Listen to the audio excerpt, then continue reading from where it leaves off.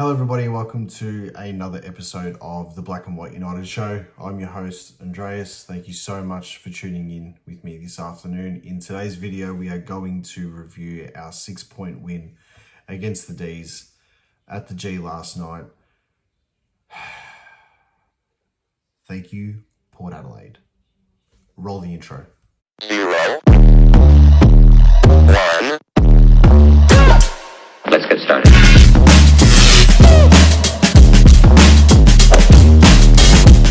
Today's episode is brought to you by the Hopper Bros Barbecue. For all your tips and tricks and everything barbecue, make sure you give them a follow on Instagram. So where do we begin? The first half of the first quarter, I thought we were in complete control, and then Melbourne were able just to stay there. The second quarter was very much the same. The first half, it was just like so many scoring opportunities. How can you not take them? I felt as if it was going to be exactly like the Adelaide game, where you just need to capitalise on the opportunities and moving the ball into the forward 50. I'll get to the players' performances in a second. The third quarter, I thought this is the quarter where we're going to set up the important part of the season, and we're going to go and we're going to steamroll them. Credit to Petrarca, credit to Oliver. You know, Bailey Fritsch played one of his best games he's ever played, and I don't rate him at all. So, you know, it's a bit frustrating that we weren't able to just go ahead with it and cruise it in.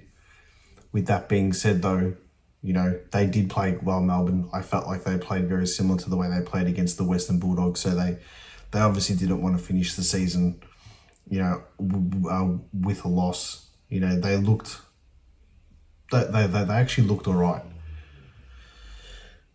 Third quarter rolls in, and when Melbourne got to like 15 points up in the last quarter, the last quarter happens, and when Melbourne got to like 15 points up, you started to think to yourself, I think Melbourne might just be too much in control here. But then the switch flicked. We started moving the ball well, as did they still at the same time, but we were just able to hit the target that we need. We were able to pick up the ball without it fumbling. We were able just to have that connection and the delivery inside forward 50, and we were able to finish it up. Darcy Cameron, game-saving tackle, amazing all day against the best ruckman in the competition. Gawn's a freak, let's be real. We can say that Darcy Cameron's good. Yeah, no worries, but Gawn's a freak. And this leads me now, to my point in regards to matchups and stuff like that. I understand. So it's a sort of a double-edged sword here, because you don't want to be making too many changes moving in to the finals. We've had changes all year, which has caused a little bit of instability in the side, which I honestly believe is the reason, is a big part of the reason why we had a bit of a down patch moving forward in the last month of football. I just think that this would have been the perfect game to play Mason Cox. I think this would have been the game where you can give Darcy Cameron the rest, so he can either go down back or go up forward, and you play Mason Cox and he gives Max Gawn a proper go, instead of putting McStay in the ruck against Gawn and losing every tap out and then giving them the advantage straight away in every clearance. I don't have the stats in front of me for the clearances, but I was there. I was on level 1, Shane Warne stand, directly in line with the centre square. And I honestly felt as if they were just at times so much better than us in getting the clearance out of the middle.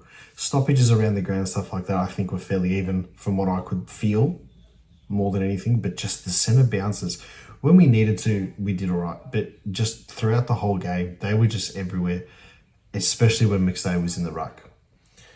And I'm not going to sit here, I'm not going to bag our players and stuff like that, but there were efforts in the forward line, and not just from McStay, from others as well, which I didn't think suited going into finals football, which is a little bit concerning. The fact that we were able to get the win is what we needed. It would have been nice to win, obviously, by a lot more, but enter the Port Adelaide Football Club.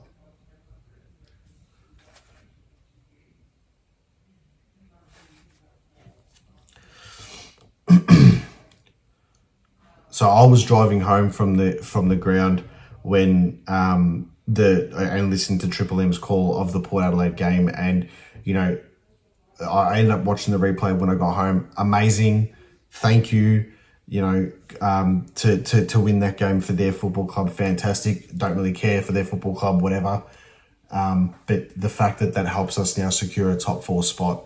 So the way you work it out, basically, if Hawthorn beat Brisbane by 12 points or less, the way that I've worked it out, then we will stay third. If Hawthorn beat Brisbane by more than 12 points, they'll jump us on percentage with the same points. So then obviously they'll go into third. We'll finish fourth. You'd think that Adelaide would take care of North Melbourne today. So it means we're going back into Adelaide. Paint your nails, guys, because we're going to Adelaide in a qualifying final most likely. And Jesus, I actually think we're going to beat them. Nevertheless, Melbourne, 6 points. I would have been so much nicer to win by more, but things fell our way this game in regards to other results, and you've got to take that. That's exactly what we wanted. It was good to finally get a win. Credit to the Ds. They did play a good game of football, especially after the season they've had. If they can bring that style of play to next season, once they get a coach, whether it's Bucks or somebody else, let's be real, they're going to be a mid-table to the lower part of the 8 next season. So the fact that we've been able to beat them twice this year, albeit by 1 point and 1 goal, it doesn't matter. A win's a win. We needed it, and I think it's really important for us now that we have this week off. I've said this in my lives, and I'll say this to everybody now. As a football lover, I hate the week off in between the home and away season and the finals. This year it's a bit different. You've got that Legends game, so there's a void filled there, and obviously they got the rescheduled game between Gold Coast and Essendon now, which has no bearing on us, which is fantastic. We're not going to be in limbo till middle of next week. We know by the end of this weekend where we're going to play in a couple of weeks' time, which is fantastic. I don't like the week off in between. I think you go straight through. But for Collingwood and putting my Collingwood supporter hat on, it is the best thing for our football club to get everybody ready. We lost Jeremy Howe through, I think it was a groin. I haven't gone and looked, but I think they said it was a groin. This gives him time to recover. Do you play him? I don't know. We have to see how he recovers and stuff. This was a game where I just wish we had Bobby Hill playing. This was a game that had Bobby Hill written over it. Ball comes to ground in the middle. Bo McCreary goes off because his ankle got stood on, but he'll be fine. And then you've just got Bobby sweeping in. This is a game that was a game that you desperately needed. I don't think we're going to see him again for the rest of the season, but Jesus, it would. I just genuinely think that I pray to the football gods, and for his sake and his well-being, that something happens and he's got the training loads in, he's mentally switched on, and he can come back for a finals tilt. I don't think it's going to happen, but geez, it would be nice. Nevertheless, we did what we needed to do. We got the result. Lockie Schultz, Jordan De Goey, and Darcy Cameron, you get my 3-2-1. And the reason why I'm giving Schultz the 3, not De Goey, is because I look at the improvement of Schultz and I look at where he was last season to where he is now. And I am going to sign off on this note. We won the Lockie Schultz, Jack Ginnivan trade 12 months ago, 24 months ago, whenever it was after the grand final, after we won the flag. We've won this trade. You can't tell me, and no football supporter can tell me, that we would ever see Jack Ginnivan doing what Lockie Schultz is doing. Yeah, we would have seen Jack hang at the back of the pack and poach a couple of goals, get a couple of free kicks, not get a few free kicks, cause some controversy, whatever. That's him, entertainment. No worries, respect it. You're a Collingwood Premiership player. You're going to be a Collingwood Life member. You're a Pie for Life 100%, and thank you for all your efforts. But what Lockie Schultz is doing and the pressure that he's putting on to the opposition, whether it's on the half-back line, in the midfield, going up forward, deep into the forward line, is second to none. He, for me, is one of the best small pressure forwards in the competition. And he's so valuable to this football club, and he's going to be so valuable to this club moving forward for the next 5, 8 years, however long he's at this football club for. So I'm giving him 3 votes. I thought he was fantastic. Geordie was just the X factor. He'd get the 2 if I was doing the votes.